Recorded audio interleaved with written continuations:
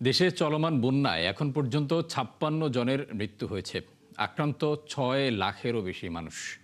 বন্যা মোকাবিলার পাশাপাশি দুর্যোগ পরিস্থিতিতেও সরকারের জরুরি কার্যক্রম অব্যাহত আছে বলে জানিয়েছেন দুর্যোগ ব্যবস্থাপনা ও ত্রাণমন্ত্রী আসাদুল হাবিব দুলু।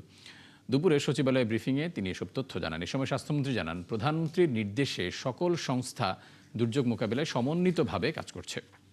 শারমিন নীরা রিপোর্ট। চট্টগ্রাম, পার্বত্য চট্টগ্রাম সহ বন্যা কবলিত এলাকায় পানি কমতে শুরু করেছে।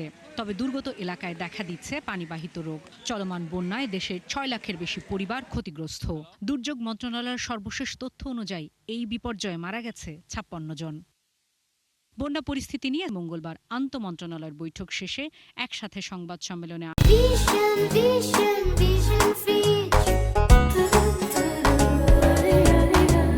আসেন একাধিক মন্ত্রী।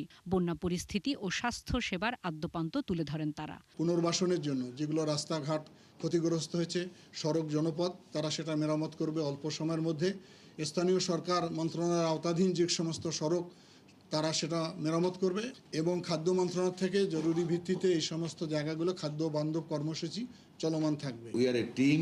আমরা সেই ইউনিয়ন লেভেল পর্যন্ত সকল স্বাস্থ্যকর্মীদেরকে আমরা নিয়োজিত রেখেছি, ছুটি বাতিল করেছি। সার্বক্ষণিক জনগণের এবং নারীদের এবং শিশুদের স্পেশালি আমরা কেয়ার নিচ্ছি। সাপে কাটা রোগী আছে কিনা আমরা খবর রাখতেছি। এখন পর্যন্ত কলেরা শুরু হয়নি, বাট আমরা সজাগ আছি। Presence is not the main problem. Presence is there. Our state ministry is working there. আমাদের দুর্যোগ প্রতিমন্ত্রী যাচ্ছেন, মন্ত্রী যাচ্ছেন, প্রতিমন্ত্রী ঘুরে এসেছেন। আমাদের মৌলভীবাজারে আরেকজন মন্ত্রী ওয়ার্ক করতেছেন।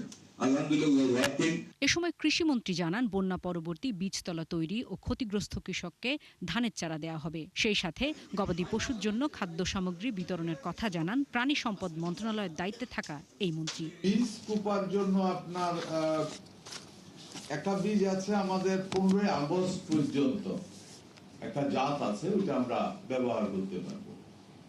ওই জাতগুলি আমরা আমাদের নিজস্ব বীজতলাতে বীজ তৈরি করছি, যাতে করে পানি শুকানোর সাথে সাথে আমরা ওই বীজটা তুলে কৃষক পর্যায়ে আমরা তার প্রয়োজন অনুযায়ী আমরা ডিস্ট্রিবিউশন করতে পারি। আগামী 2-1 দিনে বন্যার পানি নেমে যাবে বলে আশাবাদ জানান পানি সম্পদ প্রতিমন্ত্রী। আশা করি আমরা 2-1 দিনের ভিতরে আমাদের এই যে পানির যে বিপদ সীমার উপরে যে অপব্যয় হচ্ছে সেটাও ইনশাআল্লাহ নেমে যাবে।